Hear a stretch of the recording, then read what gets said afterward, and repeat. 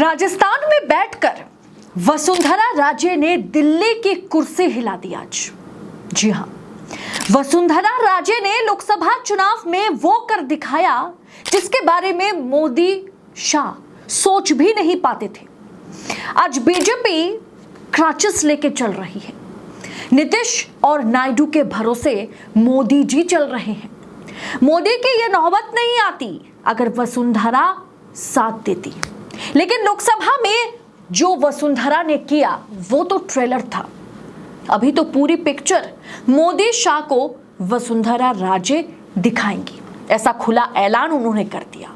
पूरा मामला क्या है बताएंगे आगे आपको कि कैसे राजस्थान की राजनीति दिल्ली की कुर्सी को हिलाने की क्षमता रखती है और वसुंधरा राजे किस तरह से नरेंद्र मोदी और शाह को खुला चैलेंज कर दिया है बताएंगे। तो वीडियो को आखिर तक देखिएगा। नमस्कार, स्वागत है आपका देश नीति पर। मैं हूं आपके साथ अदिति। देश नीति केवल सच्ची और पक्की खबरें। राजनीति में तीन बातों का बड़ा महत्व होता है, पद, मद और कद। जिसको पद का मद हो जाता है उसका कद अपने आप ही कम हो जाता है। ये बात राजस्थान की 2 बार मुख्यमंत्री रह चुकी वसुंधरा राजे ने कही है। और जैसे ही वसुंधरा राजे ने ये बात करी, उनका ये वीडियो सामने आया, ये कटाक्ष उन्होंने किसे किया और कैसे किया, किस वजह से किया, ये सबको समझ आने लगा। यानी इतना साफ हो गया कि उत्तर प्रदेश के बाद राजस्थान में भारतीय जनता पार्टी की लड़ाई जो है, यानी अपने दलों के भीतर ही दिल्ली वर्सेस राजस्थान की लड़ाई है। राजस्थान में एक तरफ नए नवेले मुख्यमंत्री हैं तो दूसरी तरफ जो एक्स चीफ मिनिस्टर यानी पूर्व मुख्यमंत्री वसुंधरा राजे नजर आ रही है। और वसुंधरा राजे ने जो कुछ भी कहा है, उन्होंने जिस तरह की टिप्पणी की है, वो सीधे तौर पर नरेंद्र मोदी और शाह और उनके इशारे पर काम करने वाले चमचों के खिलाफ या उनको डेडिकेट करते हुए उन्होंने जो कुछ भी कहा है बताएंगे आगे। नाम किसी का उन्होंने तो नहीं लिया, लेकिन इशारा किस तरफ है ये बात किसी को बताने की जरूरत नहीं है। दोस्तों, हमने देखा था कि वसुंधरा राजे के साथ चुनाव के दौरान किस तरह से उन्हें साइडलाइन किया गया था, उन्हें दरकिनार कर दिया गया था। और वो आपको याद होगा ना कि वो पर्ची खोलते ही जब उन्हें पता चला कि भजनलाल शर्मा जो है वो मुख्यमंत्री बनने जा रहे हैं, जिनके बारे में किसी को कुछ अता पता नहीं है, तब उनकी हालत क्या हो गई थी। जाहिर है कि वसुंधरा राजे की आला कमान के प्रति प्रेम या श्रद्धा कुछ भी नहीं है। अब वो सीधे तौर पर बगावत करने का ऐलान कर दिया है। वसुंधरा राजे की आला कमान के प्रति नाराजगी एक बार फिर सामने आई तो क्या ये माना जाए कि वसुंधरा राजे ने एक बार फिर अपने बगावती तेवर दिखाए हैं? क्या एक बार फिर वसुंधरा राजे ने उनकी हो रही उपेक्षा, जिस तरह से फिर से उन्हें उपेक्षा किया जा रहा है, उनकी पद की जो गरिमा है उसे आला कमान ठेस पहुंचा रहे हैं, उन्हें दरकिनार कर रहे हैं। मद और कद के त्रिकोण से जोड़कर सामने उन्होंने जो कुछ भी रखा है उसके राजनीतिक मायने क्या है। वसुंधरा राजे ने यह बात जयपुर में नए प्रदेश अध्यक्ष मदन राठौर की ताजपोशी के दौरान कही है, जबकि सामने सारे भाजपा के कार्यकर्ता, भाजपा के तमाम नेता मौजूद रहे।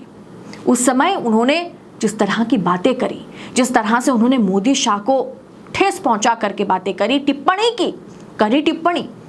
अपने भाषण में वसुंधरा राजे राठौर को शुभकामनाएं देने आई थी और वो कहीं ना कहीं सबक सिखाने भी आई थी। और वहीं पर वसुंधरा राजे बिना किसी के नाम लिए इशारों में बड़ी बात कह डाली। उनका कहना था कि राजनीति का दूसरा नाम उतार चढ़ाव है, हर आदमी इस दौर से गुजरता है। साफ है कि वसुंधरा मानकर चल रही है कि इस समय उनकी सियासत में उतार है, लेकिन आगे जाकर के उन्होंने इसे धैर्य से कहीं ना कहीं जो है वो आला कमान को चुनौती दे भी रही है, क्योंकि उसके आगे उन्होंने जो कहा वो सोचने वाली है।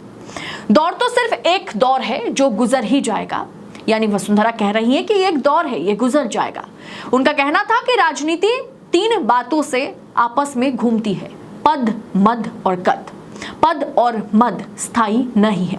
पद का मद यानी गुरूर, घमंड, खुद को ईश्वर के रूप में देखना जब कोई शुरू करता है तो उसका सियासी कद कम होना शुरू हो जाता है। यानी सीधे तौर पर कटाक्ष जो है वो उन्होंने प्रधानमंत्री नरेंद्र मोदी को कर दिया।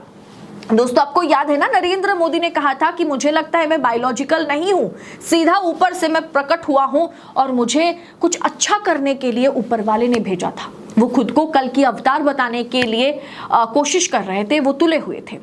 और वसुंधरा राजे ने वही कहा, जब कोई खुद को ईश्वर मानने लगता है, जिससे मद और पद का जो अहंकार है उसमें कोई अगर चूर हो जाता है, मदमस्त हो जाता है और उसमें अगर अहंकार, घमंड आ जाती है और खुद को वो ईश्वर का स्वरूप समझने लगता है, तो वो दिन दूर नहीं होता कि उसका विनाश जो है वो बिल्कुल सामने होता है। वसुंधरा ने आगे कहा कि आज के दौर में ये होता रहता है। साफ है कि पिछले 10 सालों में किसे पद का मद हुआ और लोकसभा चुनावों में किसके सियासी कद का बढ़ना बंद हो गया, वो है नरेंद्र मोदी। ये हर कोई जानता है। आज वसुंधरा ने पद, मद और कद की परिभाषा का व्याख्या को पार्टी के कार्यकर्ताओं से जोड़कर आला कमान पर एक जोर का आरोप या जोर का आप कह सकते हैं कि झटका उन्होंने दिया है। उनका कहना था कि सबसे बड़ा पद जनता की चाहत और कार्यकर्ताओं का प्यार है। यहां वसुंधरा ने बीजेपी के कार्यकर्ताओं की समर्पण और त्याग की चर्चा की। उन्होंने श्यामा प्रसाद मुखर्जी से लेकर के दीनदयाल उपाध्याय और अटल बिहारी वाजपेयी से लेकर के लालकृष्ण आडवाणी का नाम तो लिया, लेकिन उन्होंने एक बार के लिए भी प्रधानमंत्री नरेंद्र मोदी का नाम उनके इस स्पीच में उन्होंने नहीं रखा। कैसे इन तमाम नेताओं ने कार्यकर्ताओं को साथ लेकर के बीजेपी को आगे बढ़ाने का काम किया, वसुंधरा राजे यही बार बार कहती रही और उन्होंने कहीं ना कहीं मोदी और शाह को परहेज कर दिया। उनके नाम लेने से उन्होंने इनकार कर दिया, उनका नाम ही उन्होंने नहीं लिया। उल्टा उन्होंने कहा कि पद और मद में चूर व्यक्ति, मदमस्त व्यक्ति जो है, जो कार्यकर्ताओं को कुछ नहीं मानते, उनका विनाश जो है अनिवार्य है। साफ है कि इन दिनों संघ को भी बीजेपी में आयातित नेताओं के कारण विचारधारा से जुड़े समर्पित कार्यकर्ताओं की उपेक्षा चिंता का बात बन गया है। बार बार संघ आरएसएस जो है वो बीजेपी को समझाने का काम कर रहा है कि जो नए लोग आए हैं आप उनको साइड कीजिए और जो पुराने कार्यकर्ता हैं, पुराने नेता हैं, उन्हें आप तवज्जो दीजिए। वसुंधरा ने भी इशारों ही इशारों में इस चिंता में अपनी चिंता को भी जोड़ दिया। वसुंधरा यही नहीं रुकी, राजे ने खुद को साधारण कार्यकर्ता बताया और कहा मन में खटका आता है तो भी उसे पार्टी के हित के लिए पी लेते हैं। अगर कुछ भी मन में खटका आता है, यानी कि वो ये कहने की कोशिश कर रही थी अगर मुझे दरकिनार किया जाता है, अगर मुझे अपमानित किया जाता है, अगर मुझे साइडलाइन किया जाता है, मुझे प्रचार प्रसार के लिए नहीं बुलाया जाता है, कुछ चीजें हैं जो मन में खटकता है, लेकिन उसको मैं पी लेती हूं ये सोचकर कि नहीं, शायद पार्टी के हित के लिए जो भी कर रहे हैं पार्टी के हित के लिए कर रहे होंगे, भले ही मुझे अपमानित होना पड़े उसके लिए। और ये अपमान हमेशा से पिछले कुछ सालों से लगातार आलाकमान मोदी शाह गुजरात लॉबी जो है वो वसुंधरा राजे को करते आ रहे। इस बयान के बहाने उन्होंने आलाकमान तक भी दिल की बात पहुंचा दी और आम कार्यकर्ता का भी दिल जीत लिया। कुल मिलाकर के विधानसभा चुनावों के प्रचार के दौरान और उसके बाद उनकी उपेक्षा की गई, उससे वसुंधरा खफा रही।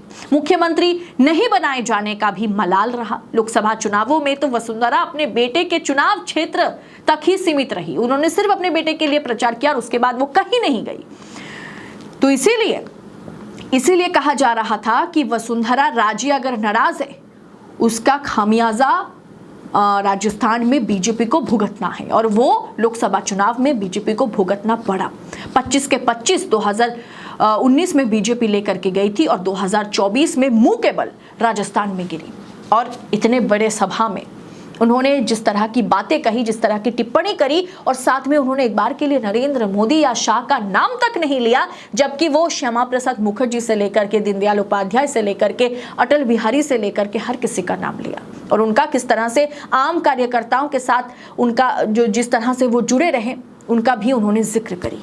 ऐसे में सीधा हमला मोदी और शाह पर, ये तो पिक्चर है। आगे आगे देखो होता है क्या, किस तरह से राजस्थान की राजनीति में भी दिल्ली वर्सेस कहीं ना कहीं जयपुर या राजस्थान की लड़ाई जो है बिल्कुल लखनऊ दरबार और दिल्ली दरबार की तरह देखी जा रही है ये लड़ाई। आपको क्या लग रहा है, क्या वसुंधरा राजे आने वाले समय में बीजेपी आला कमान को, गुजरात लॉबी को इससे भी बड़ा झटका दे सकती है?